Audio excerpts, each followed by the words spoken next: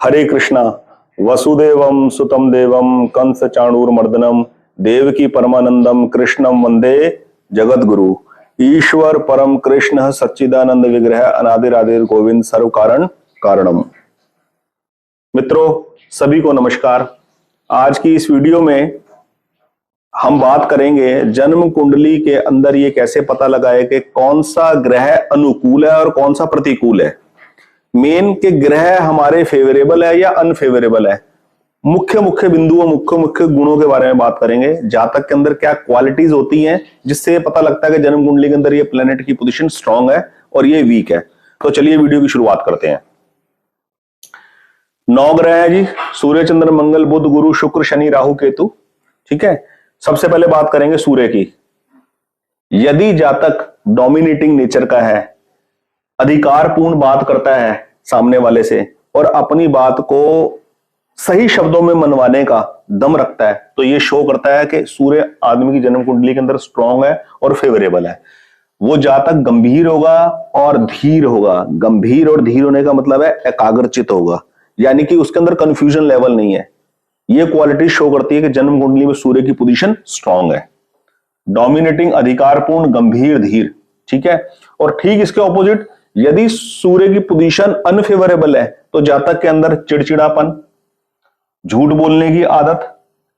झूठ बोलने की आदत का मतलब है कि अपनी बात को किसी और तरीके से पेश करना जिससे कि वो अपने आप को सुपीरियर दिखा सके। इस तरीके की मनोदशा रहती है आदमी की। और एक्सपोजर देना, एक्सपोजर में रहना, ये सूर्य के वीक होने का इंडिकेशन है जिस जातक की ये नेचर्स होता है। ठीक है, सूर्य के बारे में बात करने के बाद बात करते हैं चंद्र की। जन्म कुंडली में यदि आदमी का चंद्र स्ट्रांग है तो आदमी निश्चिंत होता है। निश्चिंत का मतलब कि बहुत हाईली एम्बिशियस न होकर भी अपने छोटे छोटी जिम्मेवारियों के प्रति उसके अंदर एक एकाग्रचित्ता, एक शांति होती है, एक निश्चिंतता होती है। वो पूरा भरोसेमंद होता है कि मैं जो कर रहा हूं पूरा कॉन्फिडेंट है, वो उसके बारे में वो नॉलेज रखता है। ये चीज शो करती है निश्चिंतता और भाव दशा, मतलब कि अपनी जिस पोजीशन में है उस पोजीशन से वो सेटिस्फाइड है। ये इंडिकेट करता है चंद्र का स्ट्रांग होना। कंफ्यूजन लेवल नहीं है, डबल माइंडेड नहीं है आदमी किसी काम के अंदर, क्लैरिटी है उसको। चंद्र और सूर्य सबसे इंपॉर्टेंट ग्रह है जन्म कुंडली के अंदर, साथ में गुरु। ठीक है, और चंद्र का अनफेवरेबल जन्म कुंडली में शो करता है अधीरता। आदमी इम्पेशेंट है, फ्रस्ट्रेटेड है और डबल माइंडेड है किसी भी काम में।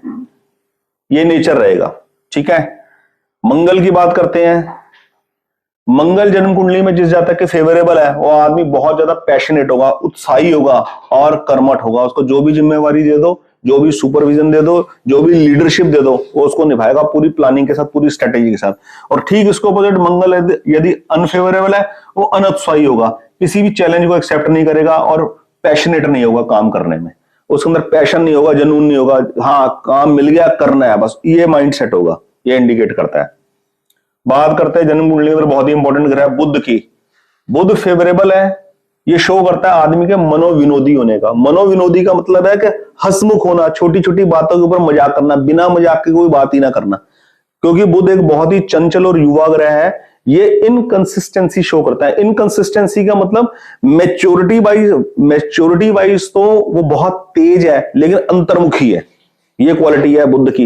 लेकिन ऊपर से बाहरी दृष्टि से, सांसारिक दृष्टि से वो विनोदी है, मतलब कि जिसके साथ मिलेगा हंस के डील करेगा। लेकिन अंदर से अपना टारगेट क्या है, वो एकाग्रचित है इस प्रति में, इस चीज के प्रति। ठीक है, मनोविनोदी होना, हंसमुख होना, तार्किक होना और लॉजिक्स के ऊपर डील करना, लॉजिक्स के अकॉर्डिंग डील करना लाइफ के अंदर, ये उसकी क्वालिटी है बुध की। और गणित जैसे सब्जेक्ट के अंदर, कैलकुलेटिव सब्जेक्ट्स के अंदर मास्टर रहना, ये। और व्यापार के अंदर इंटरेस्ट होना, किसी ना किसी तरीके से बिजनेस एसोसिएशन को पसंद करना, बिजनेस एसोसिएशन के बारे में सोचना, ये उसकी क्वालिटीज है बुध की। और बुध यदि अनफेवरेबल है जन्म कुंडली के अंदर तो ये दिखाता है मति भ्रम, क्लैरिटी नहीं है अपने टारगेट के प्रति। ठीक है, मति भ्रष्ट का मतलब है कि विपरीत ज्ञान को सही मान लेना। बुध का अगर फेवरेबल नहीं है जन्म कुंडली में होना तो विपरीत ज्ञान को, ऑपोजिट चीज को सही मान लेना और एक बिल्कुल ऑपोजिट चीज के प्रति एफर्ट्स में लगना। बिजनेस में पैसा फंसाना, बिजनेस में पैसा फंसा के बैठ जाता है आदमी जिसका जन्म कुंडली के अंदर और बुध की पोजीशन अनफेवरेबल होती है। शत्रु राशि पे हो, शत्रु राशि द्वारा देखा जा रहा हो, या शत्रुओं के साथ युति में हो, ठीक है। 3, 6, 11, 8, 12 ऐसे घरों के अंदर अगर बुध की प्लेसमेंट आ जाए तो ये शो करता है कि ये चीजें होने के चांस है लाइफ के अंदर। चौथे ग्रह की बात करते हैं, गुरु, बृहस्पति ग्रह की बात करते हैं। जन्म कुंडली के अंदर गुरु का शुभ होना, फेवरेबल होना शो करता है आदमी सामाजिक कार्यों में और मांगलिक कार्यों में, धार्मिक कार्यों के अंदर बढ़ चढ़कर भाग लेगा, और बढ़ चढ़कर वो भाग नहीं भी लेगा तो वो मेंटली तरीके से इन्वॉल्व होगा, यानी कि उसका इंटरेस्ट लेवल इस तरीके के शुभ कार्यों में, वेलफेयर के कामों में, सोसाइटी के वेलफेयर में, धार्मिक वेलफेयर में ज्यादा रहेगा। ये शो करता है गुरु का फेवरेबल होना, सामाजिक मांगलिक कार्यों में इन्वॉल्व होना, और हर कार्य को बहुत ही योजनाबद्ध तरीके से, वेल स्ट्रेटेजिस्ट कहा जा सकता है, स्ट्रेटेजी बनाकर इंप्लीमेंट करना किसी भी चीज को अचीव करने के लिए, किसी भी टारगेट को अचीव करने के लिए, संयमित, सेल्फ कंट्रोल्ड और वेल प्लान्ड। जिस भी काम को करेंगे पूरे विवेकपूर्ण तरीके से करेंगे, सोच समझ के करेंगे, पूरी रणनीति बना के करेंगे। गुरु का फेवरेबल होना यह शो करता है।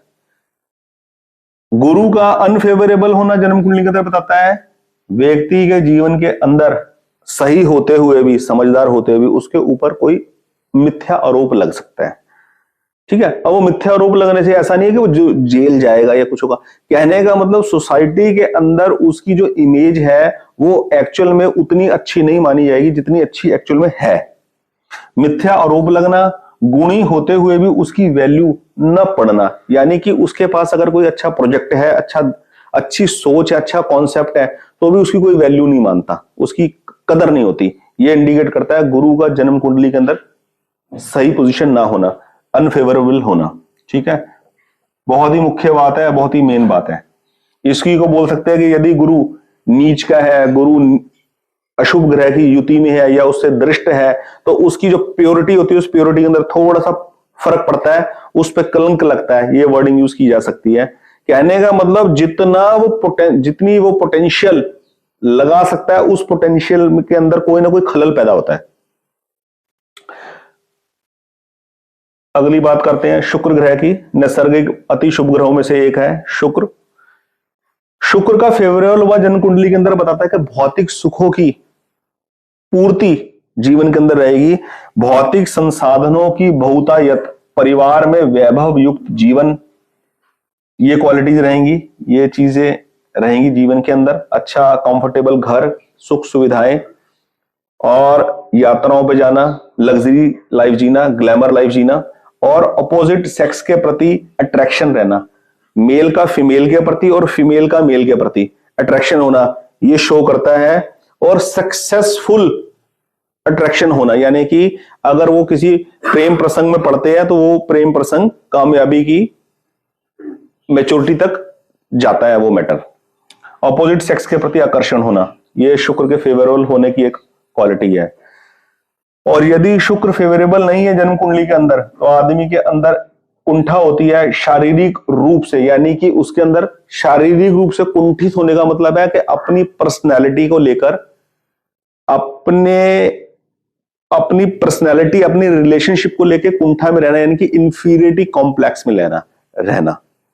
वो किसी को बयान करे ना करे, लेकिन अपने प्रति इंफीरियरिटी कॉम्प्लेक्स रखता है कि मेरे प्रति कोई आदमी अट्रैक्ट नहीं होता, या मैं किसी को इंप्रेस नहीं कर पाता। इस तरीके की मनोदशा आदमी की रहती है शुक्र के अनफेवरेबल होने पर जन्म कुंडली में। इस वीडियो के बाद में साथ में आपको मैं इन सबकी एक रेमेडी भी बताऊंगा, बड़ी सिंपल रेमेडी, और पूरा गाइड करूंगा कि इसमें कोई घबराने की बात नहीं है। किसी भी प्लेनेट के अनफेवरेबल होने पर ये जो भी नेचर या हैबिट डेवलप होती है, उससे लड़ा कैसे जाए, उससे ओवरकम कैसे किया जाए, उससे बाहर कैसे निकला जाए, ठीक है। शनि की बात करते हैं। शनि की क्वालिटी है, शनि जिसकी जन्म कुंडली के अंदर फेवरेबल होगा, वो आदमी के अंदर एक नेचर होगा परसवेरेंस। परसवेरेंस का अर्थ है कि किसी भी चीज को हासिल करने के लिए जो कंटिन्यू एफर्ट्स चाहिए होते हैं, वो बेहताशा कंटिन्यू एफर्ट्स आदमी करता है, अपने टारगेट को जब तक अचीव नहीं कर लेता। किसी भी चीज की काम में भी परसवेरेंस, बार बार अथक परिश्रम के ऊपर ही निर्भर करती है।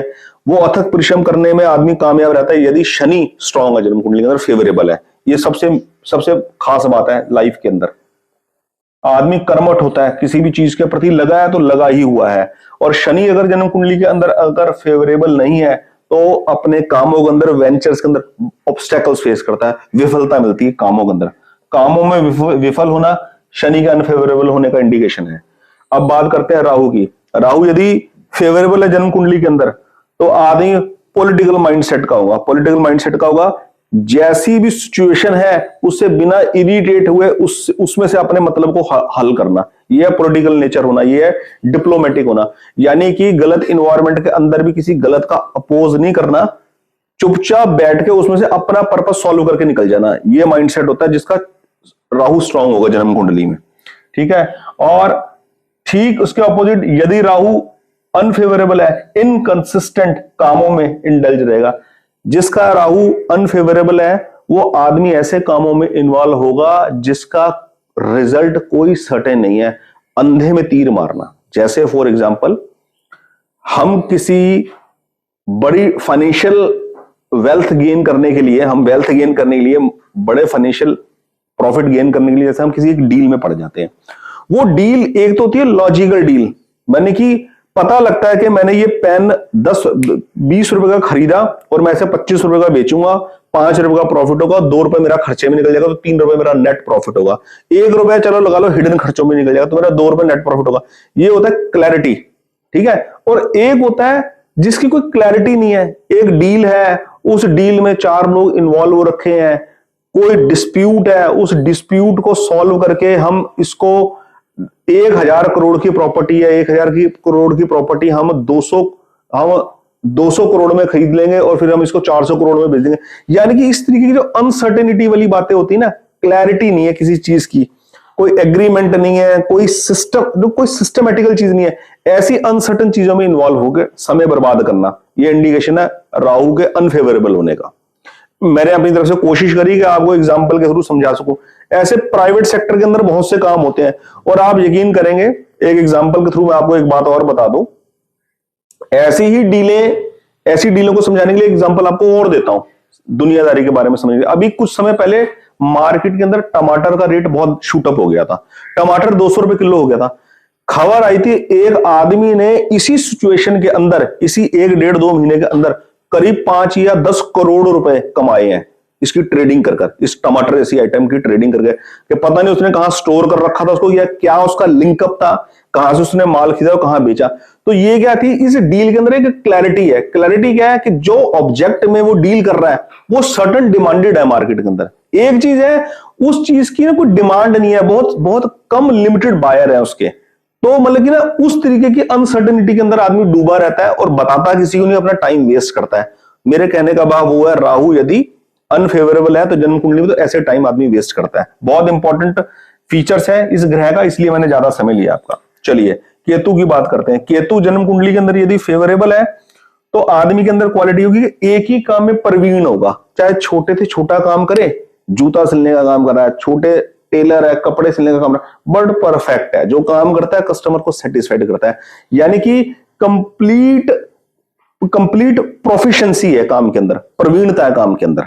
ठीक है। और ठीक इसके उल्ट केतु यदि अनफेवर है तो आदमी अत्यधिक महत्वाकांक्षी होता है, अति महत्वाकांक्षी, चिड़चिड़े स्वभाव का।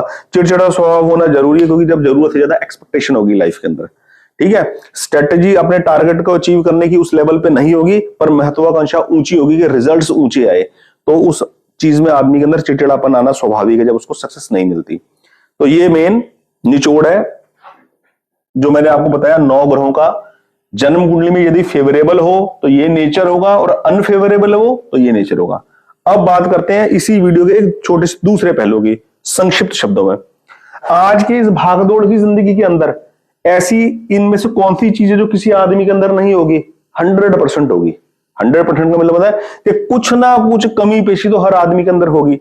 और सबसे बड़ी जो एक मेन जो कमी है वो जीवन के अंदर, हर व्यक्ति के जीवन के अंदर एक मेन कमी क्या है कि जिस तरीके की डिजायर्ड लाइफ वो जीना चाहता है उसके लिए उसके पास रिसोर्सेज की कुछ कमी आती है।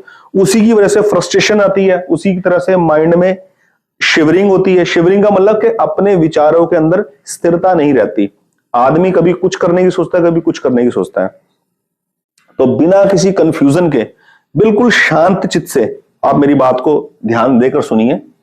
अगर कोई भी व्यक्ति या आप कोई भी वीडियो देखकर इस बात का ऑब्जर्वेशन लेते हैं अपने हॉरोस्कोप में कि मेरा ये प्लेनेट वीक है, तो आप उस पर्टिकुलर प्लेनेट को स्ट्रॉन्ग करने के लिए कोई रेमेडी के चक्कर में ना पड़े, क्योंकि मार्केट में ज्योतिष के नाम पर जो सबसे ज्यादा मिसगाइड किया जाता है वो यही किया जाता है कि आपकी जन्म कुंडली के अंदर सूर्य अनफेवरेबल है, सूर्य पीड़ित है, या आपके काम में अड़चन है, आपका मंगल या शनि पीड़ित है।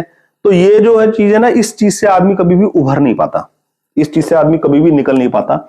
इनमें से कोई भी हैबिट या कोई भी चीज जीवन में घटित अगर हो रही है तो उसको जो ठीक किया जाएगा वो किया जाएगा अपने इष्ट देव की आराधना के थ्रू। ये सबसे मेन और पक्का इलाज है ये, ठीक है। ये इन सब कामों के लिए अंगूठियां पहनना या बेकार की रेमेडीज करके अपने समय और पैसे को बर्बाद करना, उसके करने की कोई जरूरत नहीं है, उन वहमों में पड़ने की कोई जरूरत नहीं है। केवल एस्ट्रोलॉजी का मेन ये यूज है कि हम इस चीज को पढ़कर हम समझ सके, और समझकर उस चीज से उभरने के लिए हमारे को अपने आप को खुद वेल डिसिप्लिन होना पड़ेगा। ज्यादा से ज्यादा किसी एक एस्ट्रोलॉजर से बात करके अपने हॉरोस्कोप को एक बार एनालाइज करवा लो, ताकि ये क्वालिटीज के बारे में पता लग जाए और फिर खुद डिटरमाइंड होके उसमें से निकलने का रास्ता निकालना है। और सबसे मेन रास्ता क्या है, आपके जो भी इष्ट देव हैं उन इष्ट देव की आराधना, उनकी उपासना और संयमी जीवन से आदमी उस सिचुएशन से बाहर निकल जाएगा। ये मेन है आज की वीडियो का मेन समझाने का पर्पस। तो आगे और इंटरेस्टिंग टॉपिक्स के ऊपर वीडियो लेकर आएंगे, आज के लिए इतना ही काफी है। बहुत बहुत धन्यवाद। हरे कृष्णा।